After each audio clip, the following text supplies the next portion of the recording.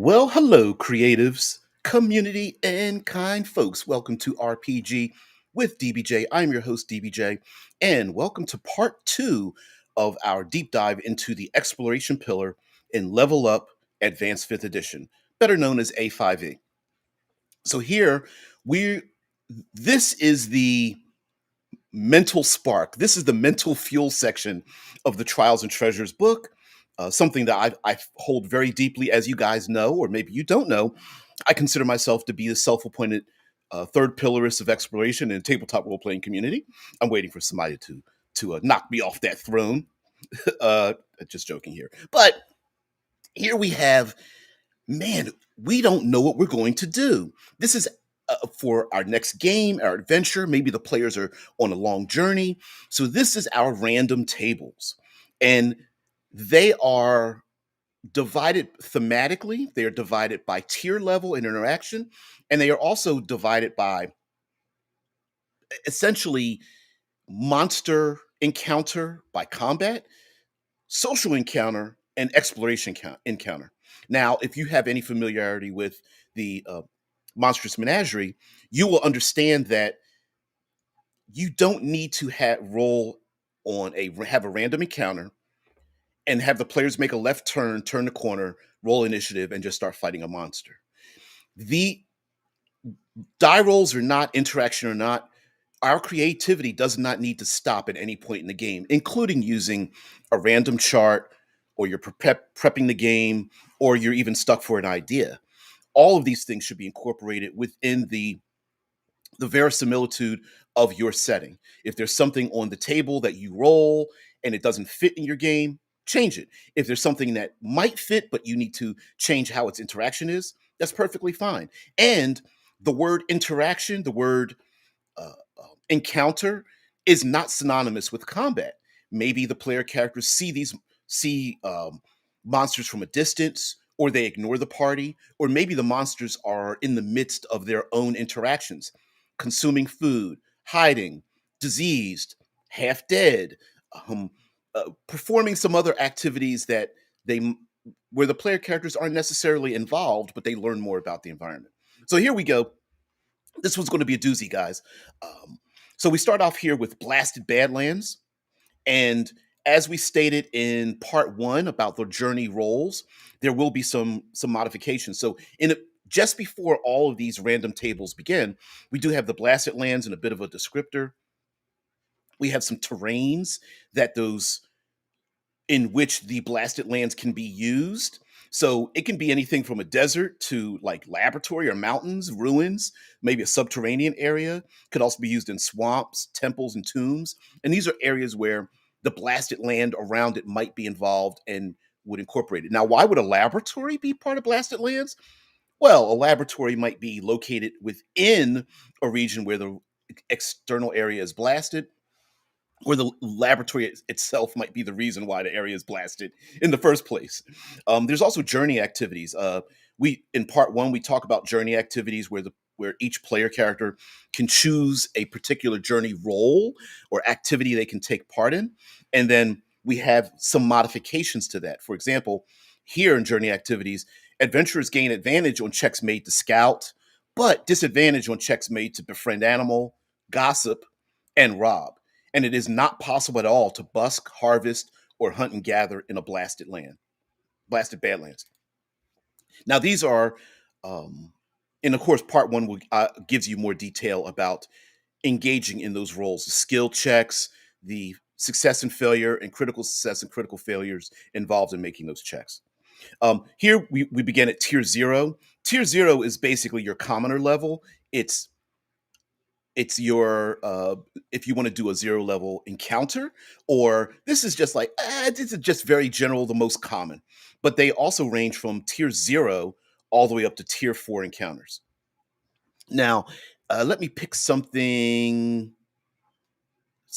general here. Okay, so in a tier zero encounter, if you roll percentile dice, 67 to 69, you'll see two things. You'll see a word that describes what it is, whether it's an ochre jelly or ogre kin or poisonous snake, or it might be something else like haze.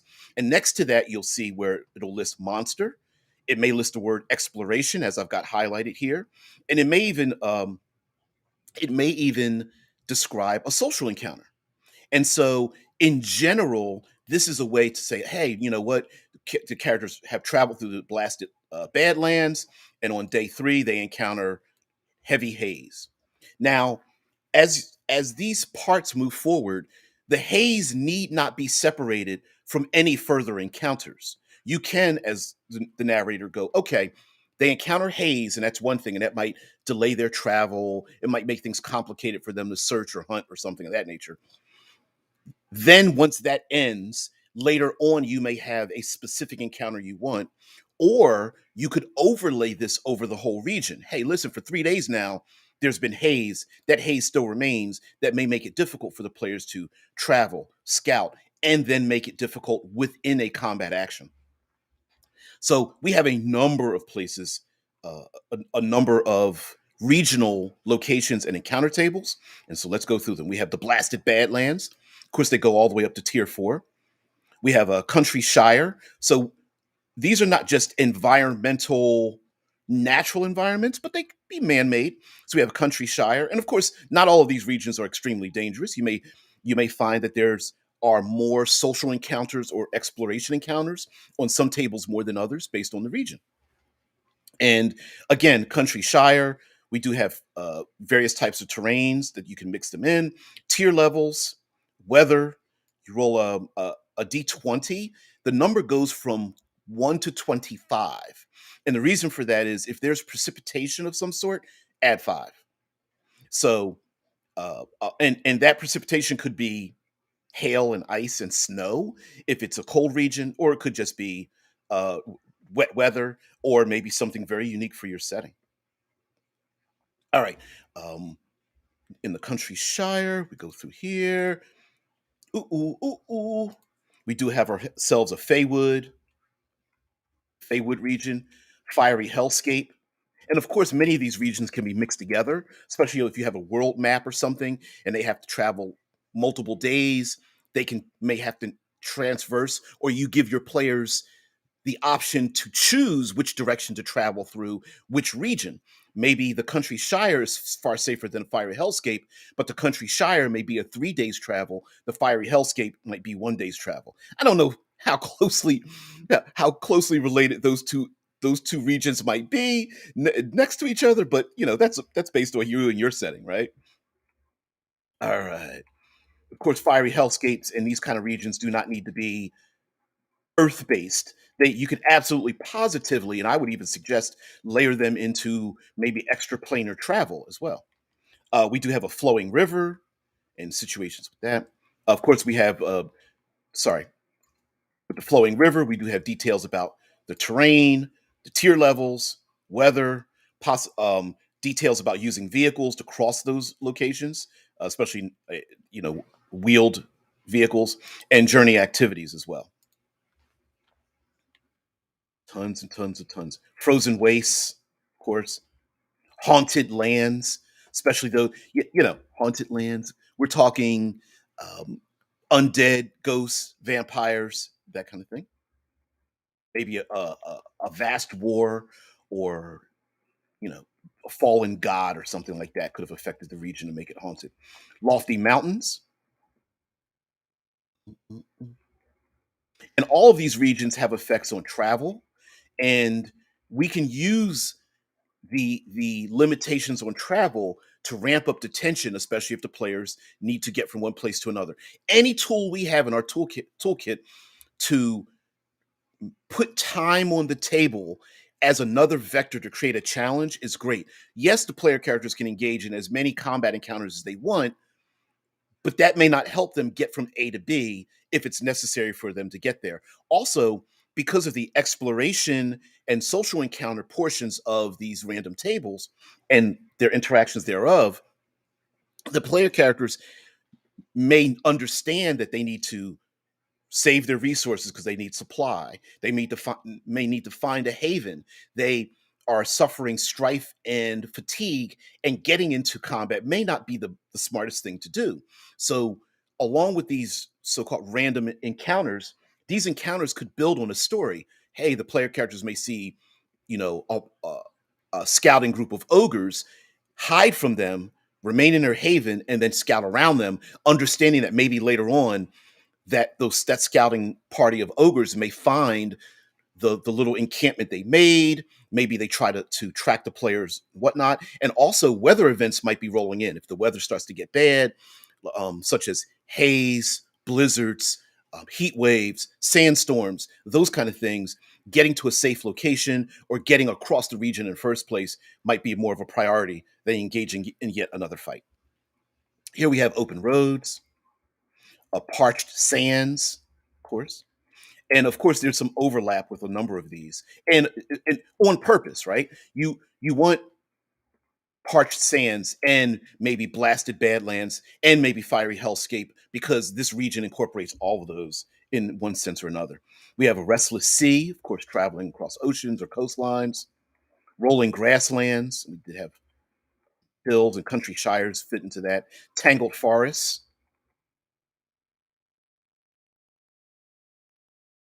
urban township. So we do have urban styled encounters. And of course, when it comes to, say, the urban encounter, we have far more exploration, maybe some social encounters involved in that as well. And of course, this is based on your setting. If your setting doesn't have, for example, here we have tier one urban township, and if you roll 10 or 11 on percentile, there's a doppelganger. Maybe in your setting, doppelgangers don't exist, or in this particular urban township, there would be there is no reason for a doppelganger to be there, and or maybe the player characters never find out it's a doppelganger, but you know, right? And maybe that doppelganger represents maybe three NPCs, all three NPCs being different, but really it's that spark of creativity, and you go, oh man, maybe the doppelganger plays three different NPCs, and then they befriend the party, and so on and so forth. Here again in urban township, there's a gargoyle.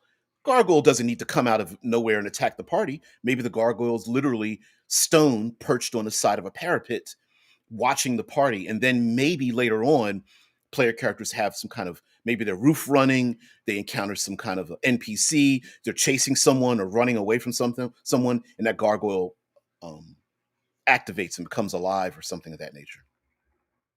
Again, s- creative fuel, right? Underland realm, the Underdark is a copy is a copy written term, so you can't use Underdark. We do have the Underland realm, Subterranean. We have the unrelenting marsh, of course, marsh and swamps. Maybe rainforest would fit in there as well. War torn kingdom, one of my favorite, because having major battles and wars during a campaign is something that I've always loved, and so now we do have, something to add to this as well. Everything from, here we have tier zero, from finding an apprentice mage or encountering a blinding blizzard or anything of that nature. Okay. Mhm, mhm, mhm. And lastly, while we get to the end of this, we have a little section on creating a region for yourself and some examples thereof. Maybe you're running an extra planar adventure, or you have regions that somehow these other random tables and details don't quite fit, especially if it's extremely arcane or something of that nature. So yeah, great for that. We also have dungeons as well, and then an example of an example setting called Holdenshire that came with the Kickstarter, if those upgraded to that, and an example of play. Here we have details on the social encounters that were listed above. So if you roll for an NP, they encounter an NPC and it says social encounter. Now we have a way to get even more details for that social encounter, such as a table of random names and random heritage, dragonborn and dwarf, unusual heritage like a bugbear, centaur, lizard folk, or a minotaur, and then we have random um, social encounter elements, such as an escaped conflict. Excuse me. Wow, conflict escaped convict looking for refuge. Wow. A knight looking for her lost love, a boastful young squire keen to join the party, or maybe full of an adventurer full of arrows, badly wounded by a bandit raid. Right. So, and all of those can lead to other adventures. Like, why would this NPC they find? Why are they wounded? Who wounded them? Was it through a weapon? Was it an animal attack? That animal attack might be yet another roll on the table, and it comes up with a monster or a beast or something of that nature. We also have travel scenery, and travel scenery is like the players look around and you're trying to describe the region, and you really don't have any extra details. You're like, well, it's just more sand. We're going through the desert. It's been 3 days. Well, you just see more sand. Well, maybe not. Maybe there's something else. And so travel scenery allows you to add an extra element that you might not otherwise have thought of, especially if it's something incongruous to where they're traveling, like a desert, and then they see maybe plants or animals or something of that nature. And there's a D100 table of those. And so um, we'll get into exploration challenges in another part, but this is basically an overview of, let me page back up again. This is an overview of the random tables, how they can be used, of sparks of mind fuel to get your mind going, especially if you're stuck with an encounter, and allows us to really find new ways to have encounters along with using this plus the monstrous menagerie, where it's just not turn a corner random monster. This is more like, oh, there's a random event. You keep that held close to you as a narrator, but you describe that in world and let the players choose on their own how they're going to navigate, whether they're going to interact with the monster or beast, maybe in of absolutely positively giving them more information about the setting. For example, in a war torn, let's stop here at war torn kingdom. You know, in a war torn kingdom, if the players encounter, say, let me get down here to the bottom right here, an aboleth thrall, well, why is that aboleth thrall there in the first place? Was it drawn? Was it commanded by an aboleth to check out what the heck's going on with those humanoids that are annoying humanoids living on the dry land? Was it summoned by a wizard? Or maybe it was just something that's being driven away and wants to get back home to its aboleth master because the kingdom is in some kind of war torn uh, in some kind of war or battle or conflict, major battle or conflict. And then we do have exploration encounters, right? Like a flood. Maybe that flood wasn't natural, or it could have happened over 5 days of rain, or it could be a dam that was broken, upriver, and now it's causing flooding everywhere, and the player characters need to deal with that. We also do have weather events like thunderstorms, things of that nature. Tier 3 and tier 4 encounters, and many of these are pretty way out there, right? Um, Anything from like, let's see, this is a tier 4 for the unrelenting marsh, an ancient black dragon. We've got ourselves some travel scenery. Oops. We have ourselves some travel scenery. Yes, I know the page mark isn't there.